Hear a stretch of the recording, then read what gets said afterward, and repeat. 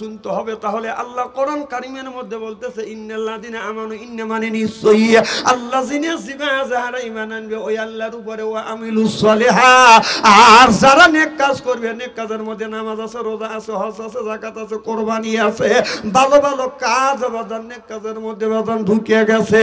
আমাদের অনেক মানুষ আছে বাজার নামাজ কোনোদিন বাজান পড়ে না, মাথায় হলো বড় বড় জট, পরনে হলো বাজান সালার শট, এরপরে বাজার হাতে হলো বালা, আর গলায় হলো পুতির মালা। আমি হিসাব করে দেখলাম ওই লোকটা অরিজিনাল শয়তানের শালা। নামাজ নাই, রোজা নাই, হজ নাই, যাকাত নাই, খালি বান্দারি গজল গায়। ওই খাঁচার ভিতর আছেন পাখি ঢুকলো কিভাবে, ওই যে খাঁচার ভিতর আছেন পাখি ঢুকলো কিভাবে, মুর্শিদকে খাওয়াইলে সানা পাখি কি খাবে, হায় হায় মুর্শিদ খাইলে মা কোন সানা,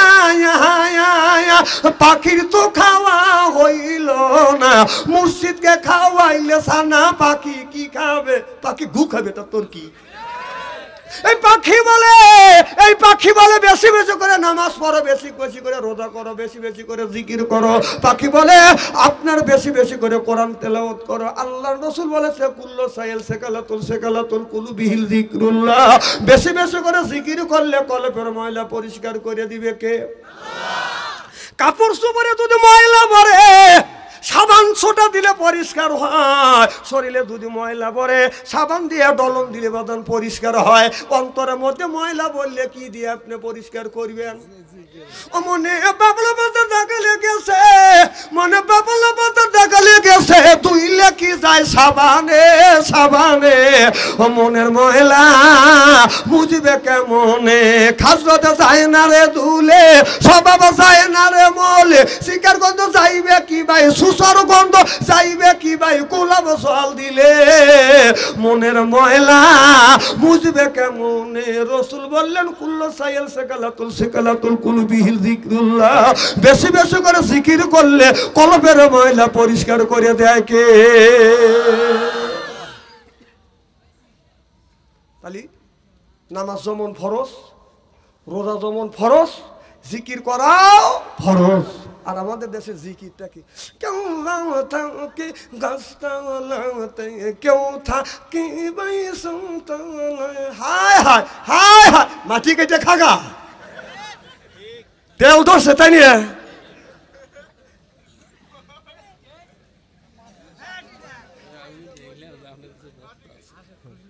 খুব কি খারাপ লাগতেছে নাকি? আচ্ছা এই দেখেন, এদিক তাকান, চেহারা কি একবারে খারাপ নাকি? শোনেন, আলেম যতই কালো হোক তার চেহারার দিকে চা থাকলে সগীরে গুনাহ মাফ করে দেয় কে? এই দিন আমি যতই কালো হোক চেহারার দিকে চা থাকবেন, সগীরে গুনাহ আল্লাহ মাফ করে দিন। জোরকম সুবহানাল্লাহ। আর চেহারাদের মালিক কে? আমাকে দেখলে মানুষ পছন্দই করে না, আমাকে দেখলে কাজে পাম দিও না, ওখানে আমি বুঝি। আল্লাহ এলেম কালাম যতটুক দিছে, কণ্ঠ যতটুক দিছে, চলার মতো ব্যবস্থা করে দিছে, কিন্তু মারি খাওয়া গেল বলো সিয়েরায়, সব হলো কপাল। হ্যাঁ না, মানে শরীরের স্বাস্থ্য যদি ভালো করার মতো যদি শক্তি থাকতো, সবার আগে আমি এটা করতাম।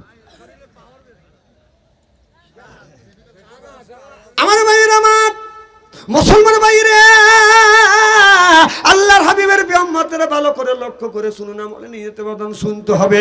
আমি একদিন বাদান ওয়াজ করতেছি, এরকম করে মাহফিলে গেছি বাদান, কবরস্থানের মাহফিল। আমার আগে আল্লাহর এক বান্দা বাদান এত সুন্দর সুন্দর বয়ান করলো, কিন্তু তারপরও বলে হুজুর মন ভরে নাই। আমাকে বলো হুজুর, ওই যে কবরস্থানের মাহফিল, বাপ দাদা 14 গোষ্ঠী কবরের মধ্যে শুয়ে আছে, মারা গেছে, হুজুর ওই হুজুর কবরের ওয়াজ করে না, আপনি কবরের ওয়াজ করেন। আমি বললাম কি করবো? কয় আমার বাপ দাদা মারা গেছে, কবরের মধ্যে রয়েছে, তারা কি অবস্থায় রয়েছে। আমি বললাম, আমি উঠিয়ে বললাম, তোমার বাবা তোমার দাদা যদি দুনিয়ায় ভালো কাজ করিয়া থাকে, কবরের মধ্যে আরামে ঘুমোচ্ছে, যদি মানুষের অন্যায় করে থাকে, তোর দাদা আর তোর বাপ খালি গুতনি খাচ্ছে। যা দেখে যা, না না কবরের কি ওয়াজ আছে কর? হ্যাঁ, কবরের মধ্যে দুনিয়ার থেকে ভালো কাজ করতে হবে, ভালো কাজ করলে কবরের মধ্যে শান্তি থাকবে। আর যদি খারাপ কাজ করে ওই কবরের মধ্যে গুতনি খাবে, গুতনি খাবে। কথা কর, স্ত্রী হচ্ছে তো? আচ্ছা, মাটির তলের কি ওয়াজ আছে? হ্যাঁ, ওই জায়গা প্রশ্ন করবে হইলো 4টে, যেরকম কয়টা? 1 নম্বর প্রশ্ন করবে মান রব্বুকা, তোমার রব কি?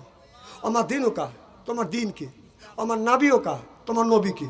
যদি বলেন দিন হলো রব মানে আল্লাহ, দিন হলো ইসলাম, নেতা মুহাম্মদুর রাসূলুল্লাহ সাল্লাল্লাহু আলাইহি ওয়াসাল্লাম, ফেরেশতারা বলবে এইটা তোমরা কোথায় পাইছো? মানুষ তখন বলবে কোরআনে পাইছি। সুবহানাল্লাহ, একটু জোরে বলুন। তাহলে প্রশ্ন করবে কয়টা? 4টে। এই তো এই প্রশ্ন। দুনিয়া যদি ভালো কাজ করে থাকি তাহলে সব রিপোর্ট আমাদের পক্ষে আসবে, আর যদি দুনিয়া খারাপ কাজ করে থাকি গুতনির শেষ নেই। বিশ্বাস যদি না হয় মরিয়া দেখেন, মরিয়া দেখেন কি অবস্থা হয়।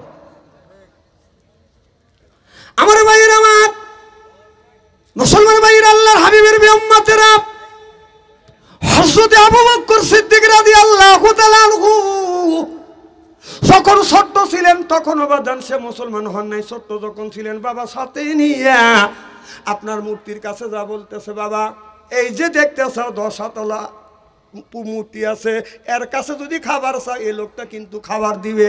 এই যে একটা গণেশ পেটটা বড় করে ওরকম করে দাঁড়া আছে, ওর কাছে যাইয়া যদি পানি চাও তোমাকে পানি দিবে।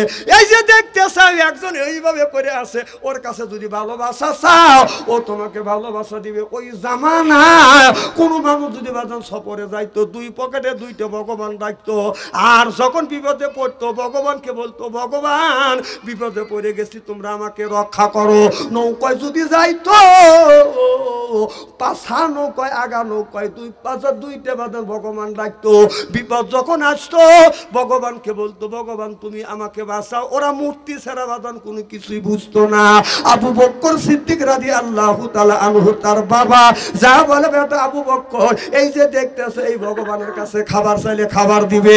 এই যে ভগবান দেখতেছো এর কাছে যাইয়া যদি পানি চাও তোমাকে পানি দিবে। এই বলি আবু বকরের বাবা জাবাদান পূজা শুরু করে দিয়েছে। পূজার কাছে যা এই বিদ্যাঙ্গুল উপরে দিয়ে বলতেছে, মঙ্গলকালী বদ্ধকালী সুদর্তকালী অং অং শান্তি গং গং শান্তি রাম রাবায় অং শান্তি অং শান্তি অং ফরফরে অং লাইলুং মোহাম্মদ।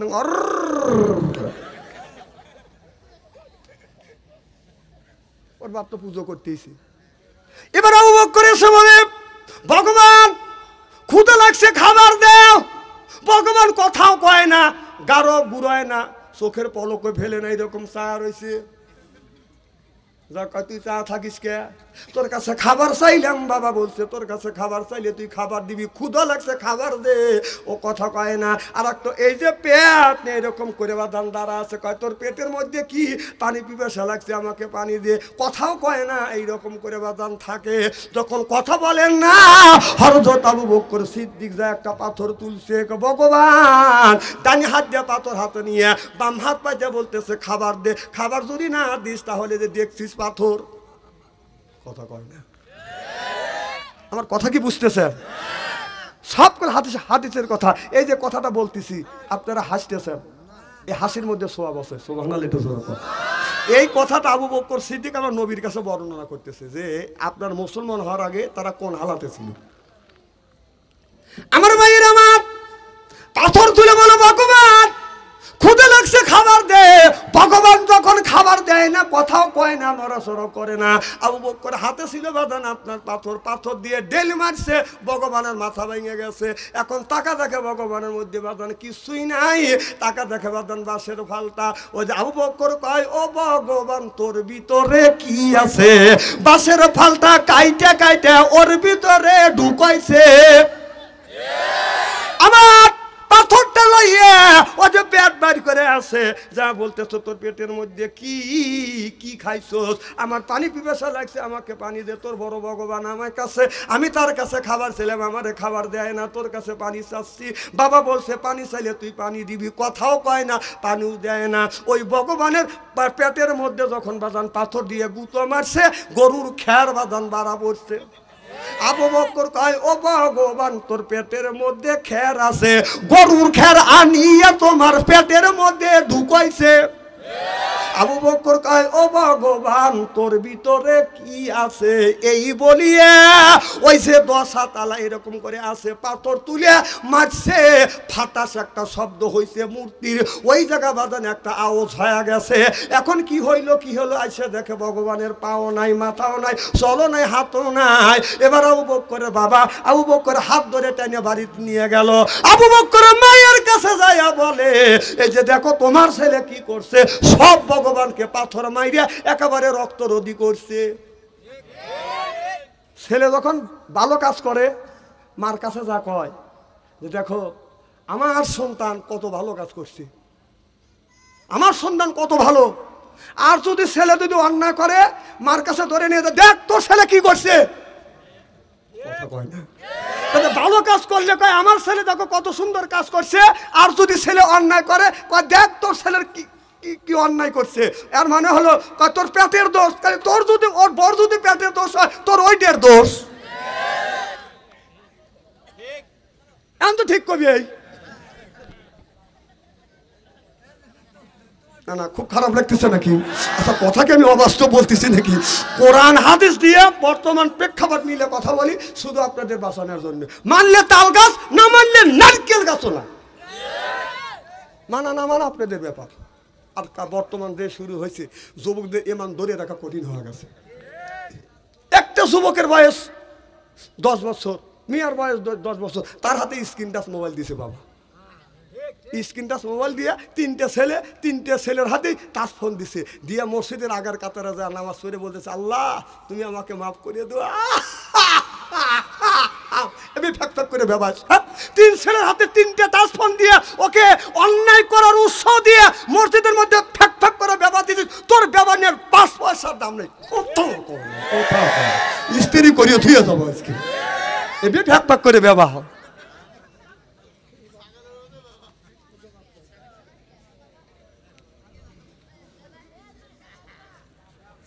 রাগ করতেছেন মনে হয় তাই না? ও ভাই আমি আপনাদের বাসার জন্য কথা বলতেছি, বাসার জন্য কথা বলতেছি। আপনার ছেলের হাতে টাচ ফোন দেন, আমার দুঃখ নেই। ছেলে জ্ঞান হোক, জ্ঞান অর্জন করুক। 20 বছর পার দিছে, 25 বছর হয়ে গেছে, ওদের কাছে আপনি একটার কাছে 3টে স্ক্রিন টাচ ফোন দেন, আমার কোনো দুঃখ নেই, আমার কোনো দুঃখ নাই। তাহলে অপ্রাপ্ত বয়সে যেই ছেলের বয়স 10 বছর, যে মেয়ের বয়স 10 বছর, কোন জ্ঞানে কোন বিবেকে ওই ছেলের হাতে ওই মেয়ের হাতে স্ক্রিন টাচ মোবাইল দিয়ে আপনি ফ্যাক ফ্যাক করে ব্যবহার দিচ্ছেন? এখন তো ঠিক কবি এই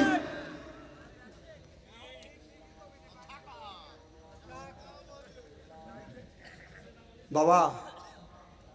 এই মানুষকে জান্নাতে নেওয়ার জন্য, জান্নাতে যাওয়া খুব সহজ যদি অন্যায় কাজ ছেড়ে দেন। জাহান্নামে নেওয়ার জন্য একটা স্ক্রিন টাচ মোবাইলই যথেষ্ট। এদের রাস্তা দিয়ে আসলাম, যুবক ছেলেরা এক জায়গা বসে নাকি, কেউ 3 হাত কেউ 4 হাত ফাঁকে বসে বসে একা একা এরকম করে মোনাজাত করতেছে। কি করতেছে ওরা? না না কি করতেছে কর, তা ফাঁকা জায়গা কেউ নেই না। চিন্তা করতেছে যে বাপদাদা 14 গোষ্ঠী কবরের মধ্যে শুয়ে আছে, ফেরেশতা কিভাবে গুতোচ্ছে সেইগুলি দেখতেছে, তাই না? ধ্যানে বলছে না। তুমি যে বাবা 5 ওয়াক্ত নামাজ পড়ো, তোমার তো নৈতিক দায়িত্ব। আল্লাহ বলে ইয়া আইয়ুহাল্লাযিনা আমানু, হে যারা ঈমানের বিশ্বাসী, কু আনফুসিকুম ওয়া আহলিকুম নারা, নিজে বাঁচো তোমার আহল পরিবারকে বাঁচাও। কথা কার? তাহলে আল্লাহ বললো নিজে বাঁচো তোমার পরিবারকে বাঁচাও। তোমার ছেলে যে টাচ পয়েন্ট দিলে রাত 9টার সময় ঘরের মধ্যে ঢুকে লেপ আপনার পার সাথে জড়াইয়া মাথার নিচে নিয়ে এইরকম করে 3:30 পর্যন্ত মোনাজাত যে করতেছে, আচ্ছা তুমি সকালবেলা ঘুম থেকে উঠে তোমার ছেলেকে ডাক দিলে না, তুমি বাড়ির থেকে টুক করে বের হয়ে আসে আর একবারের সামনে মাইক্রোফোন মুখ হরেন গুঁড়ো দিয়ে আসসালাতু খায়রুন মিনান নাওম, পরের বাড়ি যে ঘুম ভাঙলে তোর ছেলের কানের কাছে তার ন ন করো কত। এখন তো ঠিক কবি, কারণ বাড়ি যদি আসসালাতু খায়রুন মিনান নাওম কয়, বউ যদি ধাওয়া ধরে, ছেলে যদি কয় তুমি বাড়িতে চলে যাও, বুড়ো মানুষ ন করো, এই দিনই টুক করে ওষু দিয়ে বাদ কিচ্ছু কায় না, কাশিও দেয় না। কারণ ছেলের আর বেটার বোর যদি ঘুম নষ্ট হয়, ওখান থেকে বের হয়ে আপনার আমার বাড়ির বাসায় এসে আসসালাতু খায়রুম মিনান নাওম, অভিভাবককে দাওয়া দিয়ে কত করে কথা করে, তুই ন কর, তোর বাড়ি থেকে শুরু কর। ও বাড়ি থেকে চুপচাপ, কথাবার্তা নাই। আমার এবারে বাসায় যদি ন করতেছিস,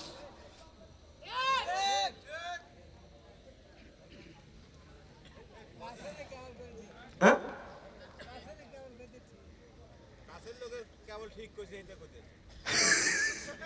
আসলে খুব খুব খারাপ লাগতেছে নাকি? দেখেন পরায় মাহফিল পরিপূর্ণ হয়ে গেছে। মারহাবা একটু জোরে কর।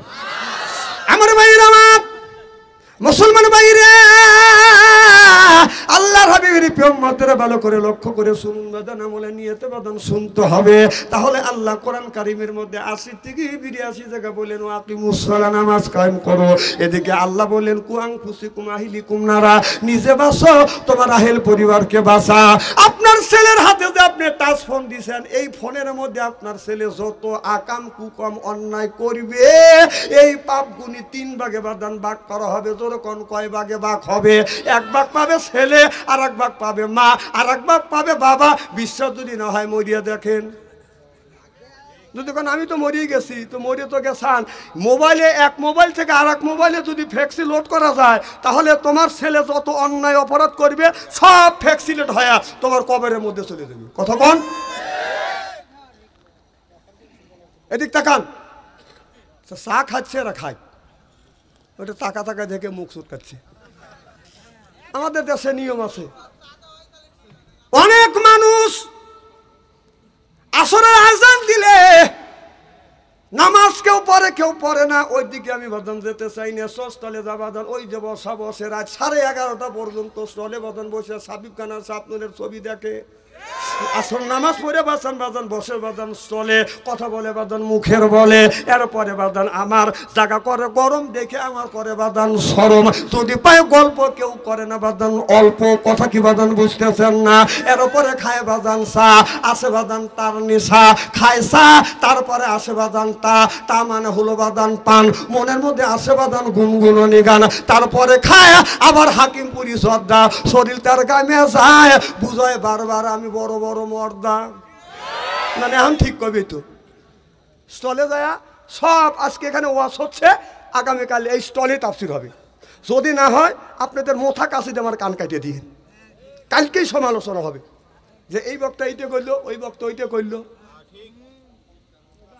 বুখারী শরীফের হাদিস স্টলে যা খুলে নেয়, কথা কয় না।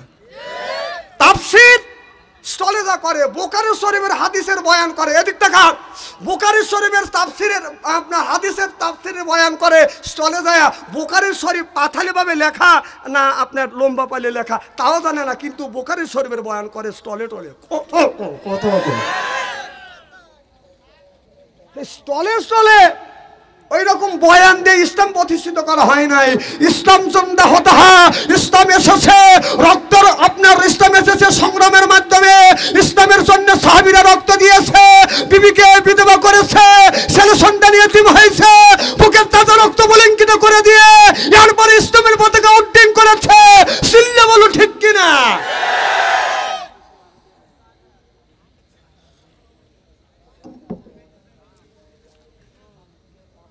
ইসলাম কি সহজে হয়েছে?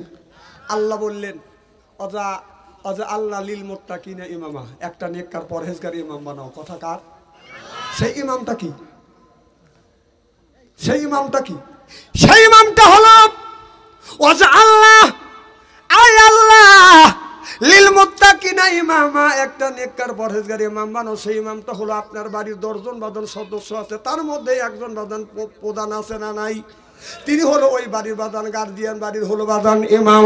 একজন আছে বাদানে গ্রামের মধ্যে বড় বাদান, একজন প্রধান আছে, ওনা হলো বাদানে গ্রামের আপনার ইমাম। আপনার ইউনিয়নের ইমাম বাদান, ওয়ার্ডের ইমাম হলো বাদান মেম্বার। এর উপরে ইউনিয়নের ইমাম বাদান হচ্ছে আপনার চেয়ারম্যান, থানার ইমাম এমপি, আর রাষ্ট্র ইমাম বাদান প্রধানমন্ত্রী। ওজা আল্লাহ লিল মুত্তাকিনা ইমামা, এ কথা কার? তাহলে আল্লাহ বলে ইমাম বানাও। ইমাম মানে হলো ওয়ার্ডের মেম্বার হলো বাদান আপনার একজন ইমাম, ইউনিয়নের ইমাম সেইটা হলো বাদান চেয়ারম্যান, এরপরে থানার ইমাম সেইটা হলো বাদান এমপি, রাষ্ট্র ইমাম সেইটা হলো প্রধানমন্ত্রী। ওজা আল্লাহ লিল মুত্তাকিনা ইমামা। আল্লাহু আকবার। সেই ইমাম আমরা 16টা বছর বানাবে পারি নাকি? সেই ইমাম বানাতে গেলে তো সিলের মাধ্যমে তো ইমাম বানায়। কথা কয় আপনারা রাজনীতি নিয়েন না। আমি রাজনীতি করি না, রাজনীতি করার আমার দরকার হয় না। তবে কোরআন হাদিসে যেটা আছে সেটা আমি বলেই যাব। আপনি যে একটা ইমাম বানাবেন 5 বছরের মনে তো ইমাম বানায়। কথা কয় না। সেই ইমাম বিগত দিনে সঠিকভাবে আমরা বানাতে পারি নাকি? একটা কথা মনে পড়ে গেল, বলবো কি?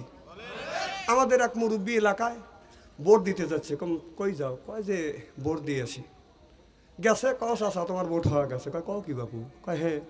কয় কখন হয়েছে? কয় ভোট রাতেই হয়ে গেছে। জীবন বড় ভোট দিয়ে দিনে ভোট রাতে। কয় এই সময় ভোট রাতেই হয়। চাষা বাদ যাও, চাষি আমাকে বলেন কা চাষি আম্মা জানি ভোট দিবে আসে না। কয় কে? চাষি আমার ভোটও হয়ে গেছে। কয় কও কি বাবু? তোমার চাষি আম্মা 6 মাস আগে মারা গেছে, এসে ভোট দিলে আমার সাথে দেখা করলো না কে? এই কয়া ওই বুড়া মানুষটা গড়াগড়ি করে কান্নাকাটি করতেছে। এখন মানুষজন জড়ো হয়ে গেছে। চাচা কান্দকে, কার কয় না বাবু, তোমার চাষি এসে ভোট দিয়ে গেল, আমার সাথে দেখা করলো না কে? মানুষ লজ্জায় বাসে না। সি সি সি এইগুলি মানুষ করে। হ্যাঁ, মরা মানুষের ভোটটাও কালেকশন করছে। এটার জবাব আল্লাহর কাছে দিতে হবে। আচ্ছা, আর একটা জিনিস আছে, আমি আপনাদের বাঁচানোর জন্য বলছি, আমি রাজনীতি করার জন্য আসি নাই, রাজনীতির আমি কোনো বক্তাও না। এই যে একজন মানুষ একজনের ভোট আর একজন দেয়, এইরকম দেয় কিনে? দেয় না? না না, এই ভোট কেন দিতে চান? কত বড় অপরাধ আর কত বড় অন্য হয় জানেন? ভাইজানের নাম জানি কি? এই মহারম ভাইয়ের ভোট যদি আপনি দিতে চান, তাহলে নিশ্চয়ই যা বলবে যে আমার নাম মহারম, বাবার নাম তাহলে বলবে যে আমার বাবার নাম আবুল কাসেম পরামানিক আর আমার নাম হলো মহারম। তো কি মহারমের বাপ তোর জন্ম? কথা কর, কথা কর। তুই তো অন্য লোকের ভোট দিলি। তাহলে বাড়ির যা কথা, বাবা আমি 10 ভোট দিছি, তাহলে বাপ তোর চিন্তা করা উচিত যে আমার ছেলে 10টা ভোট দিছে, নিশ্চয়ই বাপের নাম গুড় হয়েছে। তাহলে তুই জানো, এখন তো ঠিক কবে উচিত কথা কলি বাপ সঞ্চারী ভালো না।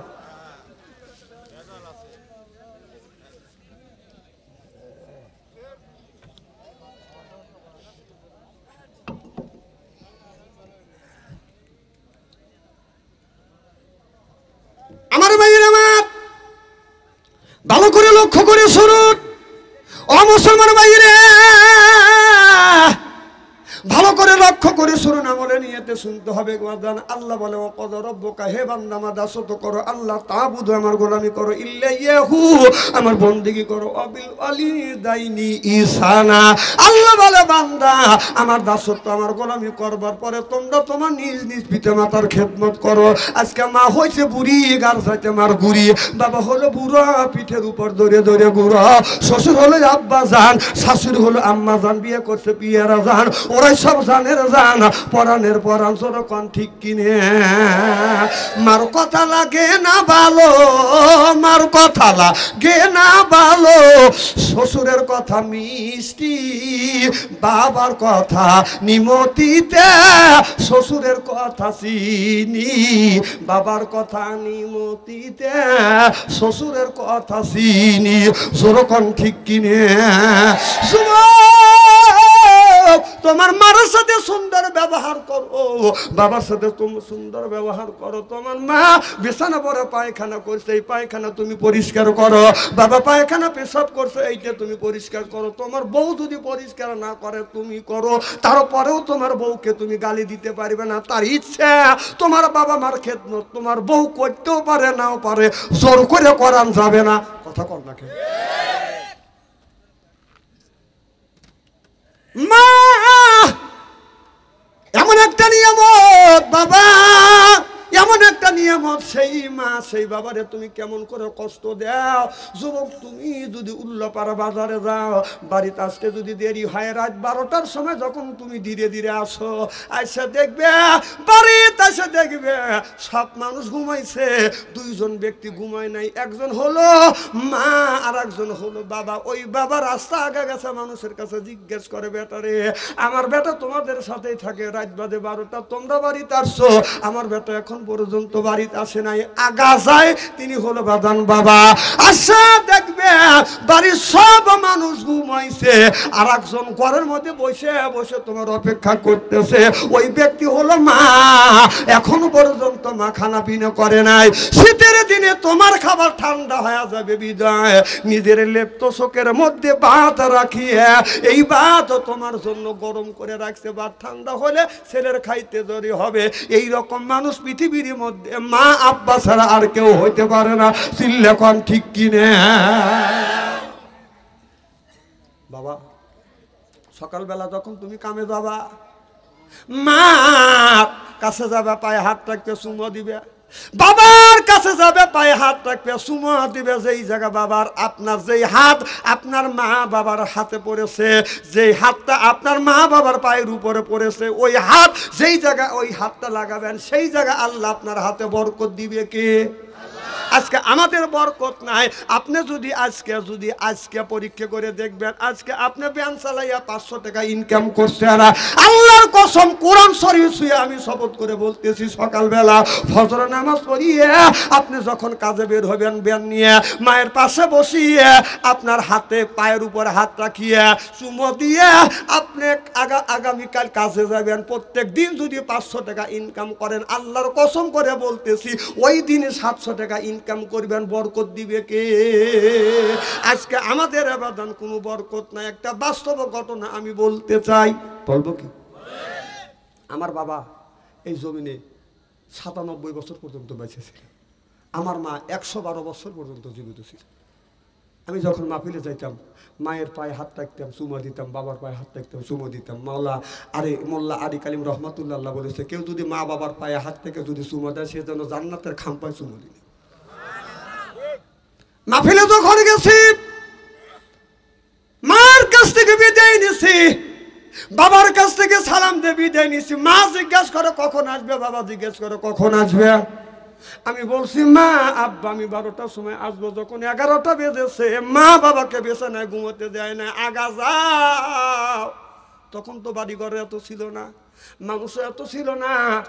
বাবা 11টার সময় যা 3 রাস্তার মোড়ে দাঁড়া থাকছে। 12টা বাজে আসি নাই, 1টায় আসি নাই, 2টে যখন বাড়ছে, আসা দেখি বাবা 3 রাস্তার মোড়ে বাদান দাঁড়া আছে। ঘন কুয়াশা, বৃষ্টির মতো বাদান পানি পড়ছে। ও বাদান পাতলা চাদর গায়ে দিয়ে এইরকম করে বাবা বাদান শীতে বাদান বাঁকা হয়ে গেছে। আইসা দেখি বাবা 3 রাস্তার মোড়ে দাঁড়া আছে।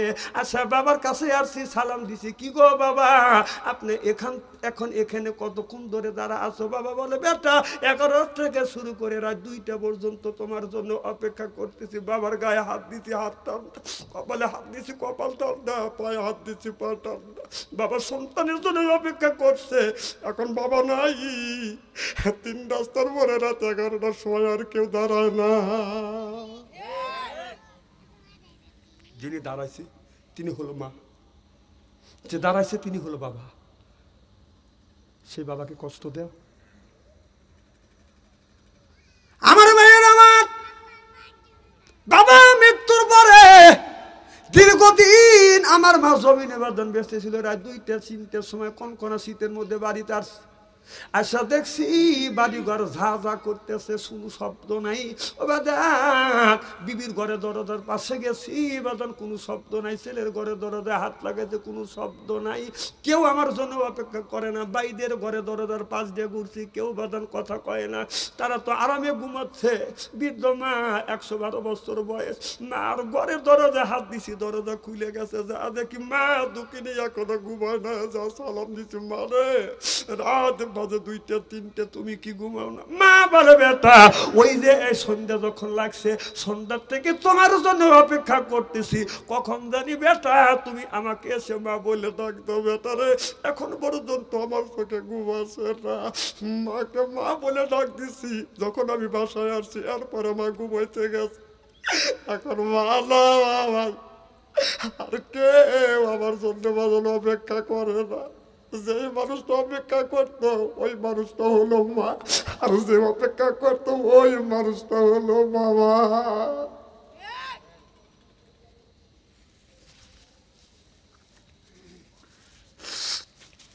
সে মাকে কষ্ট দেও,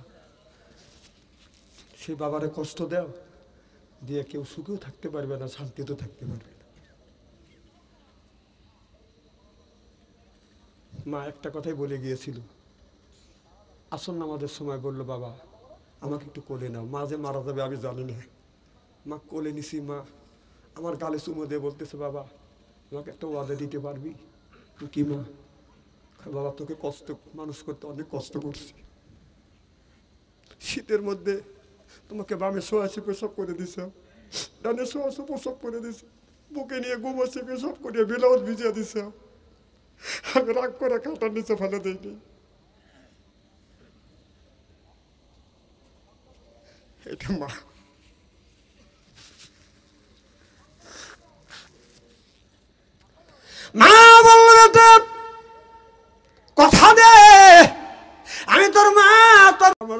দোয়া করে আর দান করে করিস। আল্লাহর কসম করে বলতেছি আমি প্রত্যেক দিন মা বাবার কবরের পাশে যা মা বাবার জন্য দোয়া করি আর আল্লাহর কাছে বলি আল্লাহ রব্বির হামহুমা কামা রব্বাইয়ানি সগীরা।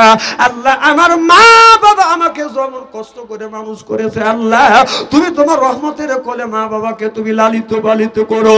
এই কথা বলিয়া চোখের পানি ফেলিয়া যদি বান্দা কান্দে চোখ থেকে পানি বের হইয়া নাকের ডগায় আসার আগে আগে আল্লাহ মা বাবার কবর করে সব মাফ করে দেন। কোন সুবহানাল্লাহ। আল্লাহ নবী বলেছে তুমি নামাজ পড়ে তোমার মা বাবার কবরে করে সব আল্লাহ মাফ করতেও পারে নাও পারে। রোজা রেখে তোমার মা বাবার কবরে করে সব মাফ হইতেও পারে নাও পারে। তবে তোমার মা বাবার জন্য যদি তুমি এখন দান খয়রাত করো এখনই আল্লাহ মা বাবার কবরে করে সব মাফ করে দিবে। এ কথা আমি বলি নাই, এ কথা বলেছে মুহাম্মদুর রাসূলুল্লাহ সাল্লাল্লাহু আলাইহি ওয়াসাল্লাম। সরকান আল্লাহু আকবার। জানতে চাই আমার ভাইরা আপনারা সকলেই ভালো আছেন? আচ্ছা যেই লোকেরা ওই রকম খাবার দাবাদের মতো করে বসছে তোদের একটা লোকের সাথে তো বোর সাথে মিল নাই। কোরআনের মিল আছে, সকালবেলা মিল হয় রাইতে আবার জর্গা হয়, এই জন্য এরকম ফাঁকা ফাঁকা করে বসে। ঠিক আছে দেখছেন আমি যে বললাম ভাই বলে যে হ্যাঁ হুজুর কথা ঠিকই কইছে। বোর সাথে সকালে জর্গা হয় রাইতেই মিল হয়, রাইতেই জর্গা হয় সকালবেলায় মিল হয়। এই জায়গা এইভাবে কি কোরআনের মাহফিলে মানুষ বসে?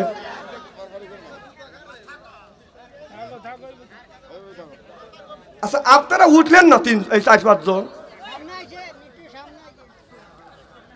আর ওই যে লোকটা ছেলে নিয়েছে এই লোকটা একটু পরে করবে ডিস্টার্ব, আপনি ফাঁকে থাকেন। মাঝখানে বসে উঠে চলে দেবে।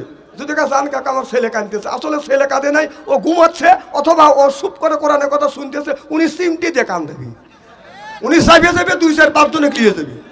আপনি এক সাইডে থাকেন, আমি আপনাকে চিনি।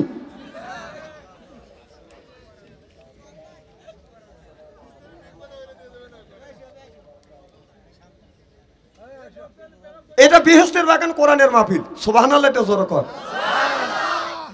যে আপনার রসুল বলেছে এটা বেহেশতের বাগান, তোমরা যদি দুনিয়ায় কোথাও যদি বেহেশতের বাগানে পাও ওখানে তোমরা বসো। আল্লাহ কি বললেন? ইজা কুরি আল কোরআন ফাসতামিউ লাহু ওয়া আনসিতু লাআল্লাকুম তুরহামুন। যেই জায়গা যেই অবস্থা কোরআনের কথা আলোচনা হয় ওই জায়গা আল্লাহর রহমত বর্ষিত হয়। সুবহানাল্লাহ জোরে কর। আমার ভাইয়ের আমার আল্লাহর একটু রহমত হরিণের উপরে বলে হয় এটা বেগুনা, হরিণের উপরে বলে হয় বাদান আপনার কস্তুরি সুগন্ধ, ঝুনুকের মধ্যে বলে হয় এটা হলো মণি, সাপের মাথার উপরে বলে হয় বাদান আপনার সাপের মণি, ঝিনুকের মধ্যে পড়লে ওটা বাদান মণি হয়। আল্লাহর এক বিন্দু রহমত কোন বান্দার উপরে যদি পড়ে ওই বান্দা হয় আল্লাহর ওলি। আল্লাহর ওলি লা আল্লাকুম তুরহামুন।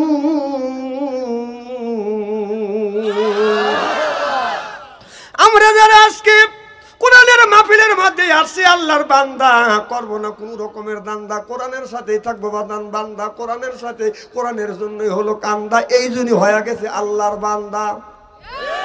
আমরা তোরা কোরআনের মাহফিলের মধ্যে আসছি আল্লাহর বান্দি, করবো না কোনোদিন স্বামীর সাথে ফন্দি, কোরআন হাদিসের কথা শুনে বাড়িতে চলে যাবো হইয়া আল্লাহর খাঁটি বান্দি। আল্লাহ বলে বান্দা তোমরা যদি আমার ইবাদতকারী হও ফাদখুলি ফি ইবাদি ওয়াদখুলি জান্নাতি। আল্লাহ বলেন ইবাদতকারী যদি হয় আল্লাহ আদর করে করে জান্নাতে নিয়ে যাবে। যদি বলেন হুজুর আদরটা কেমন হবে? আপনার আমার বাড়ি যদি বাদান আসে বাদান কুটুম চাটুম আর সুটুম, কুটুম যখন আসে আত্ম যখন আসে মেহমান যখন আসে আমরা করি বাদান আদর। এরপরে মেহমান মনে করে আমার বড় কদর, পাইরে দেয় বিদেশি চাদর, আত্ম মনে করে হায় রে আমার কদর। এরপরে আনে বাদান খানা, একটা তো ডাক না ছাড়া না, খাবারের পরে দেয় বাদান দই, খায়া তো বাদান হইচই, তারপরে দেয় পেপসি কোকো কোলা, খায়া তো মনের মধ্যে দেয় দোলা, তারপরে খায় বাদান পান, মনের মধ্যে আসে বাদান গুনগুনানি গান, তারপরে খাই এক খাবলা হাকিমপুরি শ্রদ্ধা, শরীর তার গায়ে যায় বুঝয় আমি বড় মর্দা। এখন তো ঠিক কবি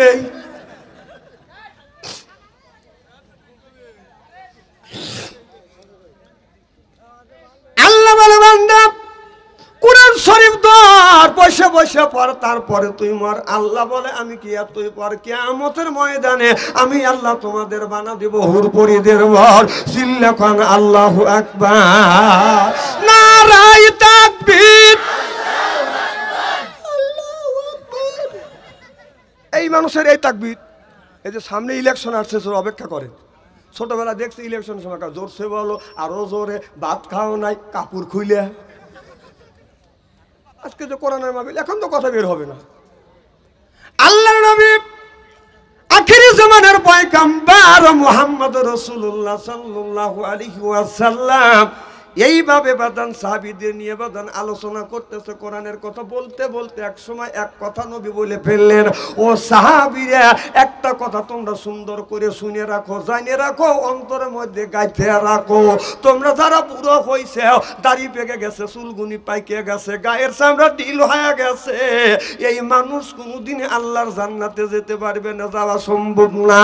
জনগণ ঠিক কিনা? এখন আমরা যৌবন বয়সে বাদান নামাজ পড়ি না, আমরা এমন সময় বাদান নামাজ পড়ি যে সময় আমরা বাতিল হয়ে যায়।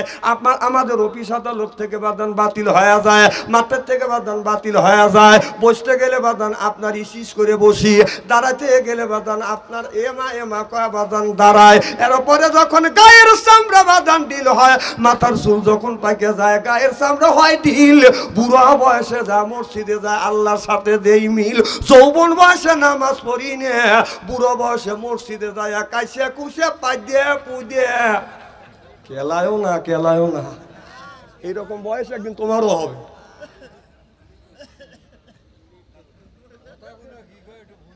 হ্যাঁ, এই তো আমার ভাই বুঝতেছে।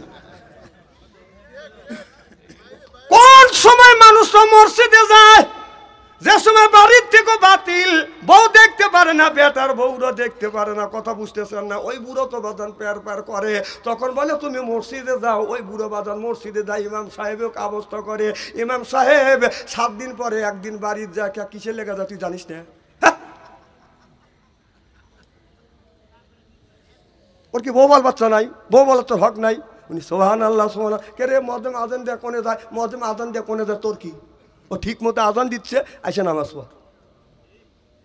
ওই সময় মসজিদে যাই, যৌবন বয়সে নামাজ পড়ে না। যখন আপনার রুকু দিতে পারে না, সিজদা দিতে পারে না, সিজদা দিলে বাদান পাই দিয়ে ভালায়, কেলায়ও না।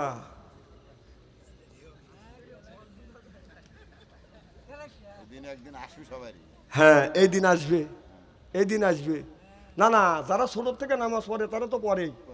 আর এমন সময় নামাজে আসে যে সময় সব জায়গা থেকে বাতিল, ওই জায়গা যায় মসজিদে যাচ্ছি, এরে বসে নামাজ পড়ে। বাউরে তোর নামাজ, ওর পেটেও আঘাত লাগলো না, শরীরেও আঘাত লাগলো না, তো বুড়ো বসে নামাজ পড়ার লাগা কে বলছে রে? নামাজ যদি পারো দাঁড়াইয়ে পারো, তা যদি না পারো বসে পারো, তা না পারলে শুয়ে পড়ো, তা না পারলে ইশারায় পড়ো, তা না পারলে বাড়ির থাক। তোকে মসজিদে সিয়ারে নামাজ পড়ে কাতার তোকে দেখা করবে, কইছে কেটে রাই কি বাবু হয়? খুব খারাপ লাগতেছে মনে হয়, তাই না? না না, যারা সিয়ারে আছে বলতে কে রে, বাংলাদেশে এত মৌলানা রয়েছে, তাকারে আনা বাদ ধরে বাদ সন্তানে কান্ড কেটারে। তুমি যৌবন বয়সে নামাজ পড়লে না, এমন সময় নামাজ পড়ো যে সময় তুমি উঠতে গেলে পাইতে ভালাও, দাঁড়াতে গেলে আইকে ভালাও, ওই সময়।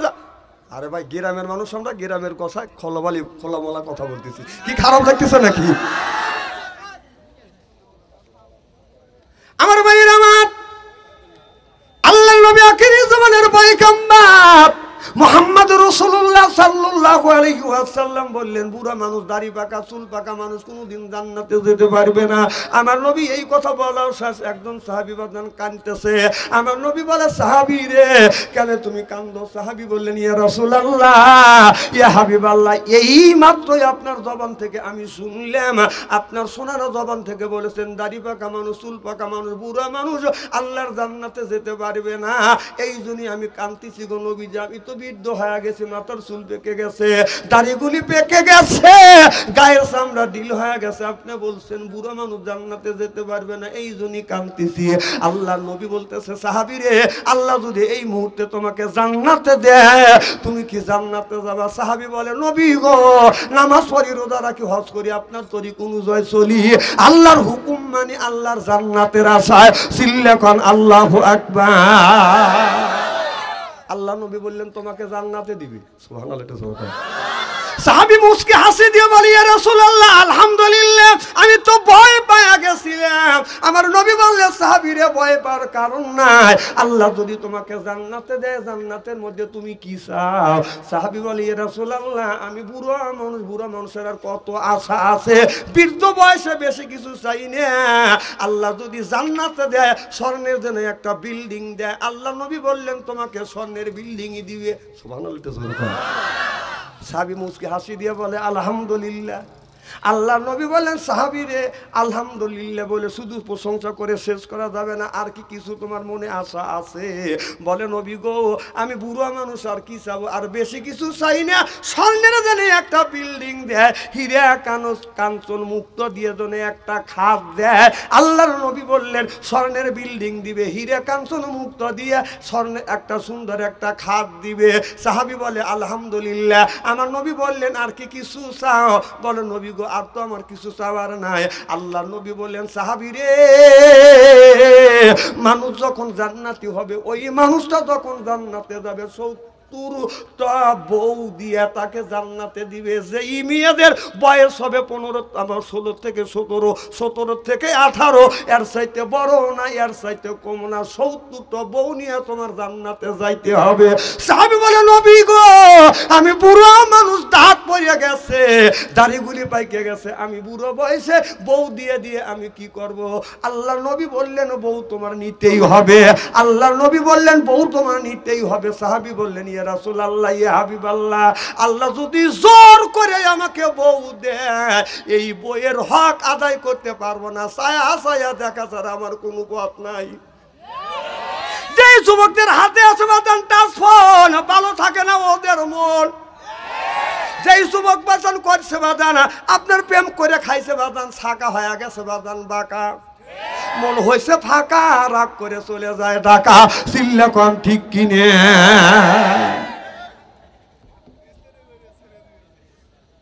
আচ্ছা, আমি কি স্ত্রী শুরু করছি নাকি?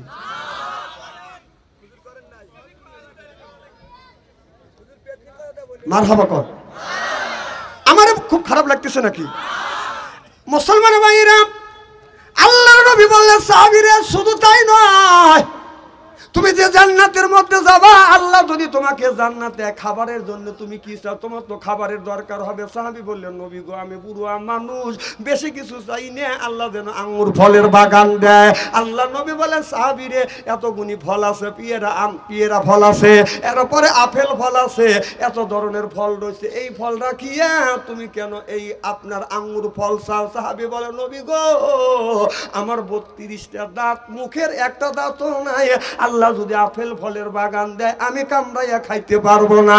আঙ্গুর ফলের যদি বাগান দেয়, এই ফলটা মুখের মধ্যে নিব, মাছটি দিয়ে ঠাসি মারবো, রসে আমার পেটটা ভরিয়া যাবে। সুবহানাল্লাহ। আমি এই হাদিসটা পড়িয়া চিন্তা করলাম, তাহলে হাদিসটি একটু যাচাই বাছাই করি। একটা বড় একটা আপেল কিনে আমাদের এলাকা এক মুরব্বী দাদা, বয়সে, চাচার বয়সে, যা বললাম দাদা এই ফলটা কি খাইবে? দাদা বলে নাতি রে, ফল খাবো মানে শেষে দে। কি দে? আমি বললাম শেষে দেব না, ফেতলা করে দেবো না, আমার যদি তুমি কামড়া খাইতে পারো, ফল তো দিবই, তোমাকে পেট ভরে মিষ্টি খাওয়াবো। এবার দাদা বলে নাতি রে, খাবারের মতো মনে হয় আমার কোনো অবস্থা নাই, তবে দেই একটু চেষ্টা করে দেখি। আমি দেখলাম ওই দাদা এই ফলটা নিয়ে এইরকম করে কামড়ায়, এইরকম করে কামড়ায়, স্লিপ কেটে কেটে আসতেছে। আমি চোখের পানি আর ধরে রাখতে পারলাম না, আমি তওবা করতেছি, আল্লাহ তোমার রসুলের হাদিস যাচাই করবার জন্য আমি অবিশ্বাস করি নে। যাচাই করবার জন্য মুরব্বীর, যেই মুরব্বীর মুখে দাঁত নাই তাকে দিয়ে আমি টেস্ট করে দেখলাম সে আপেল ফল কামড়া খাইতে পারবে কিনা। লক্ষ্য করে দেখলাম শোষাও বাদাম ছিলইতে পারে নাই। আল্লাহর নবী বললেন, ও আমার সাহাবী, আল্লাহ বুড়া মানুষকে জান্নাতে দিবে না, কথাটা ঠিক আছে, তবে আল্লাহ এই পুরুষকে আপনার 36 বয়সের একজন যুবক বানাইবে। এই চেহারাটা আপনার 120 হাত লম্বা করবে, শরীরকে 120 হাত লম্বা করবে, এরপরে সিনেটা 7 হাত বাঁধানো সার হবে। এই যোগ্যতা দিয়ে 70টা বউ দিয়ে আল্লাহ তার জান্নাতে ঢুকাইবে। সিল্লাকান আল্লাহু আকবার, নারায়ে তাকবীর। এই হুর এত সুন্দর চেহারা, এই হুররা যখন বউ হয়ে বাদান এই মানুষের শরীরের দিকে যখন এরকম করে হাত বুলাইবে বাদান রে, ওই লোকটা হুরের দিকে তাকে এরকম করে বাদান ছায়া থাকবে, বাদান চোখের পলক বাদান ফেলবে না। কথা বুঝতেছেন না? এত সুন্দর করে বাদান, এত সুন্দর চেহারা। আর আমাদের দেশের কিছু মহিলা আছে বাদানা আপনার শর্ট কামিজ লাগাইয়া, এরপরে বাদান আপনার শর্ট কামিজ লাগাইয়া ওড়না গলায় ঝুলাইয়া রাস্তা দিয়ে যায় আর কয়, এই যে আমার এসে এই দেখো দুনিয়া ভুলে যাবে, হায় দুনিয়া ভুলে যাবে। ওয়া ওয়া ওয়া, এ বাংলাদেশের হুরিরা, বাংলাদেশের ইমানদার যুবকের, যেই যুবকের ভিতরে ইমান আছে ওই যুবকের ইমান নষ্ট করা সম্ভব না। আল্লাহ বলে, ইন্নাল্লাযিনা আমানু, ইন্নামানে নিশ্চয়ই আল্লাহ যিনি আছে বা যারা ইমান আনবে ওই আল্লাহর উপরে, ও আমিলু সলিহাত, আর যারা নেক কাজ করবে, 1 নাম্বার ইমান, আর 2 নাম্বার নেক কাজ করবে। আল্লাহ বললেন, কানাত লাহুম জান্নাতুল ফিরদাউস নুজুলা। সিল্লাকান আল্লাহু আকবার।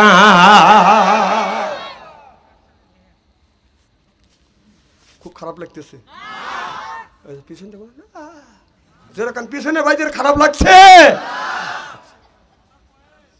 স্টলে কি এখনো লোক আছে? হ্যাঁ, আচ্ছা, যারা স্টলে রয়েছে ওরা কি মানুষ নাকি? কর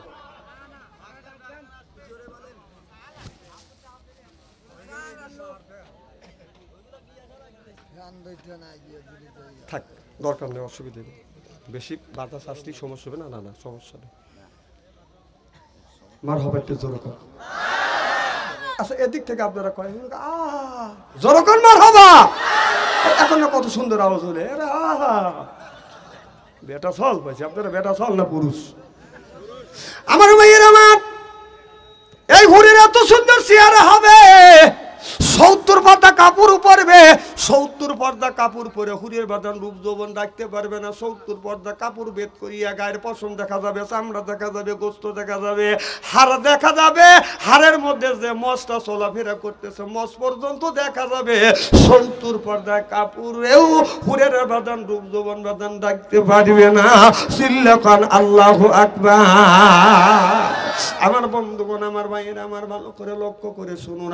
আজকে দেখেন আমাদের দেশের অবস্থা, যুবকেরা বাদান রাস্তা দিয়ে যায়, অনেক যুবক আছে বাদান প্রেম করে বাদান হাফসোল খাইছে।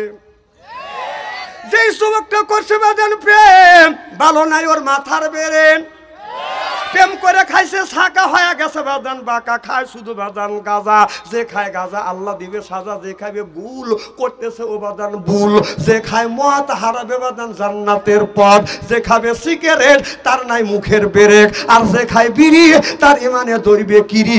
বিড়ি যারা খায় তাদের হাত দিয়ে গন্ধ, মুখ দিয়ে গন্ধ, দাড়ি দিয়ে গন্ধ, টুপি দিয়ে গন্ধ, জামা দিয়ে গন্ধ, লেপ দিয়ে গন্ধ, বালিশ দিয়ে গন্ধ। আমার হয় সন্দ ওর বউ থাকে কেমনে রে আল্লাহ রে, জোরকম ঠিক কিনে।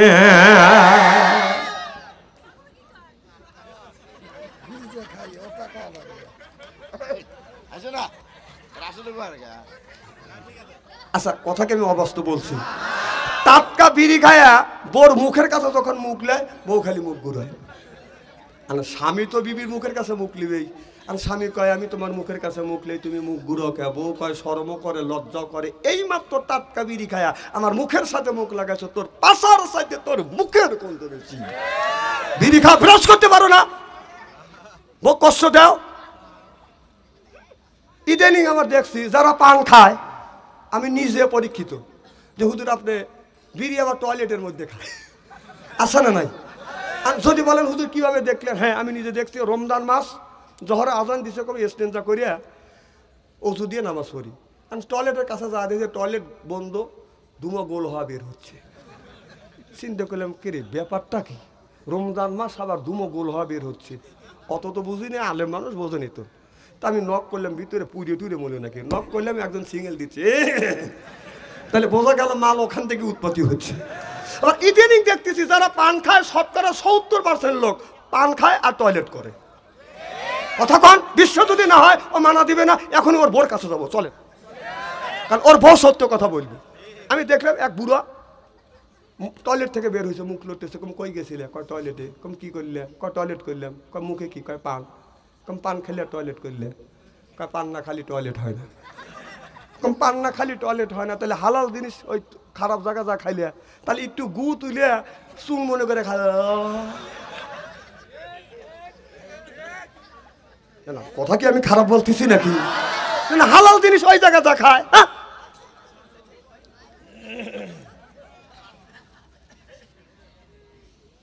না না, এসব জায়গাটা খাবেন কেন, কেন খাবেন? আসলে কি আমি হাসির জন্য কথা বলতেছি?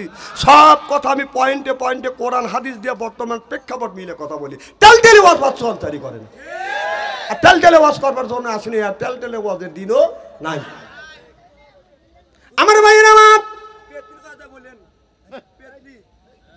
কি পেতনি আমি তো বুঝলাম না। হ্যাঁ হ্যাঁ হ্যাঁ বুঝছি, হ্যাঁ দরগা, তোর বাপের দরগা শক্ত করে দেখো, তোর বাপ নামাজ পড়তেছে না কি, মানে ও চিন্তা করতেছে কে রে হুজুর আমাকে ইস্তেরি করে না, কে ইস্তেরি তোপ করবো, তোর বাপে করবো, তোর মা করবো ইস্তেরি আজকে, তুই ভাবছিস কি? থাক, তোমার আব্বা আইছে কি মাহফিলে?